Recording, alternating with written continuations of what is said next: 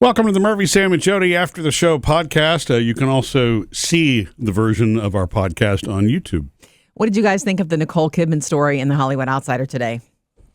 About her side interest. I've never heard of a death doula before. Well, I mean, isn't that called hospice care? That's really what that is. Well, but hospice care is more medical care. I looked into it a little bit after we did the story. I saw that story for 2 days circulating, and I kept seeing it. It's like, oh, she really did say this. This is not somebody writing some made-up story. She said recently that she became interested in it. And look, anyone can have a side interest, something that piques them. And she said, I know it sounds a little weird. I don't think it sounds weird. I think it sounds giving and quite caring. Very caring. They're actually called end-of-life doulas also. That sounds better. It does sound better. But I guess for the, in media, it got reported as a death doula. Of course, in media, that did, right. There's an International End-of-Life Doula Association.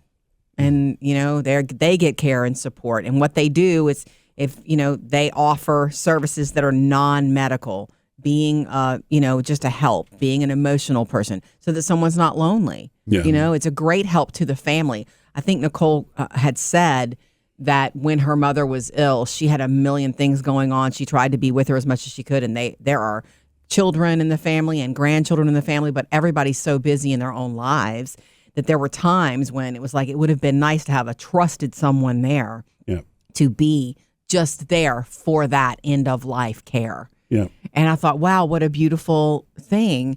But it's funny because the fact that she's interested in it, that's the question. Could she ever actually do it, or will she just bring light and attention to it because she spoke about it? You'd never heard of it before, and now. I mean, I think she could do it. You mean because of the celebrity aspect? Yes. Yeah. Well, I mean, I guess it depends on what circle. Maybe it's a friend group that she does that in. There's certainly ways for her to do that without it being big in the spotlight. It's one of the things you give up, I guess, when you become that famous. Yeah. You're always that person, no matter what she does. Mm-hmm. If she goes to the store to buy milk or she sits with someone, at their end of life, she's still Nicole Kidman. Yeah. Yeah. And does she have a paparazzi issue that's going to be following her?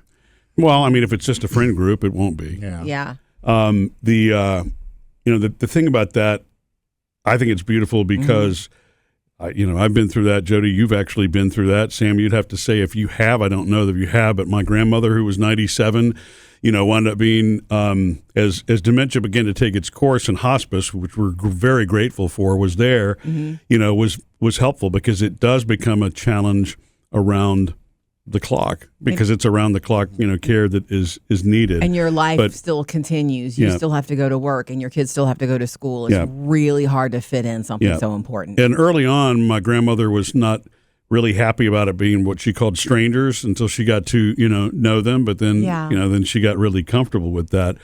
And, just being there is everything. And being there beyond the medical care, like you're talking about, I think that's really beautiful. And your grandfather was much the same, Jodi. Oh, yes. We had a lot,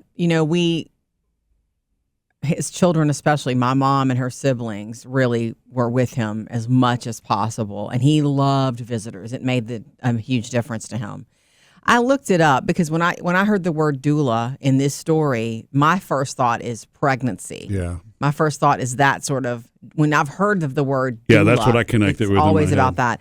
A doula is a non-medical professional trained to provide continuous physical, emotional, and informative support to a person before, during, or after childbirth for a pregnancy doula. And that's the most common form of doula, which is also a wonderful, thing for a lot of women who choose to have someone. That person is very educated, just doesn't hold a medical degree. Yeah. Are there any other areas where they have doulas? Not that I've seen. Like I said, this is the first time I've ever heard of end-of-life doulas, but it is beautiful, and hopefully someone that you would trust. And I would think somebody that you would end up meaning a lot to you, Mm-hmm. Anyway, I just thought it was interesting because she's someone that I love. Nicole. I'll always read a story about Nicole Kidman, what's going on with her. And I thought it was really cool for her to share such a vulnerable side interest. We all have side interests, right? Mm-hmm. That sometimes you don't even want to say because if you can never make it happen. I don't know. I thought it was kind of cool that she said it. Yeah. Did she ever give any more information? Like, this is why I want to do it?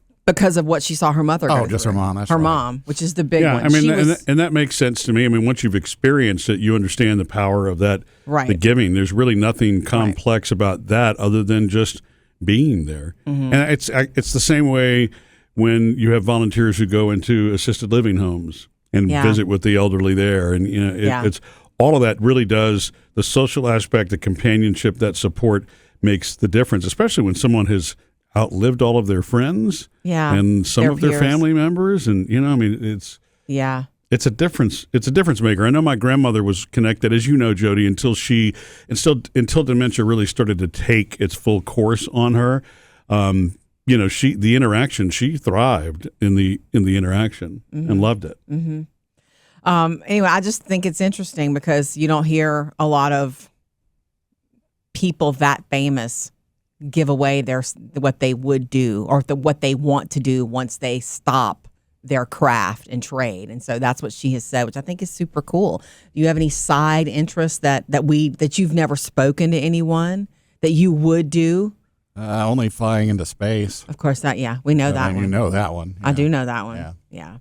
Murphy, any side interests that you have never even thought to speak to anyone? Because we don't know if Nicole Kidman will go on and do this or not. Yeah. She's just said, I have a serious interest in it. Yeah, I guess it depends on, where you are in life. You'll have fleeting thoughts of things. Yeah. I guess until you're there, you really don't know how you want to occupy your time. I think it's a very healthy thing for somebody in retirement, if they're in true retirement or partially retired or whatever, to spend time doing those things because it keeps you mentally active and healthy too. Giving to somebody else actually winds up feeding you too. 100% because it gives you purpose. Yeah.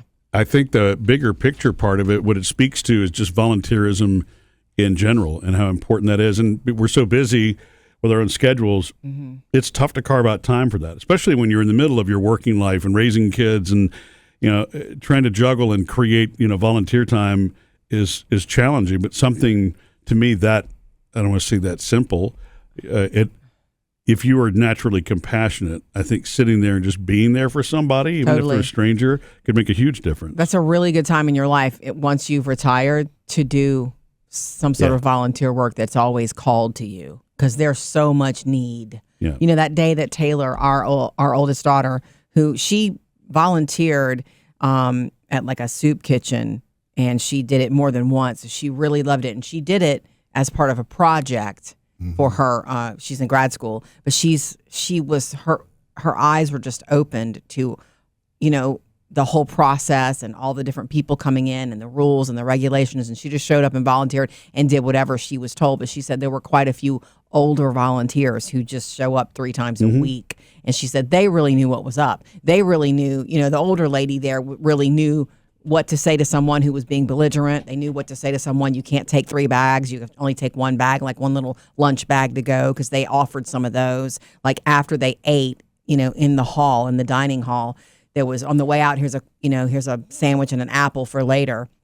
And they would have people trying to take 2 and 3 and 4, and you have to kindly explain, one on your way out. And she said she didn't know what to do, and Taylor didn't know what to do in that moment. But the older lady who was volunteering, who volunteered 3 times a week, handled it beautifully. Yeah, because she knew what to do. She knew what to do. And Taylor also volunteering for the crisis hotlines, which are that's done by text, not answering the phone, is something that she's loved doing too, because it's the same thing. You're not actually giving direction; you're listening. It's another form of what you're talking about, just at a different stage and a different time of life. Right. So there's so many different ways that you can do it. I love knowing that that's what.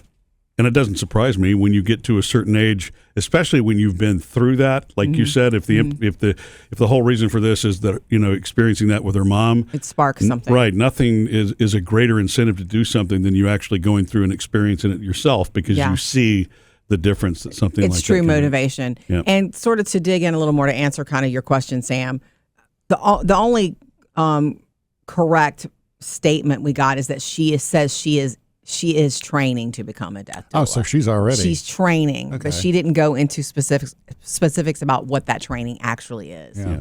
Beautiful. Missed any part of the show? Get it all on the Murphy, Sam, and Jodi podcast.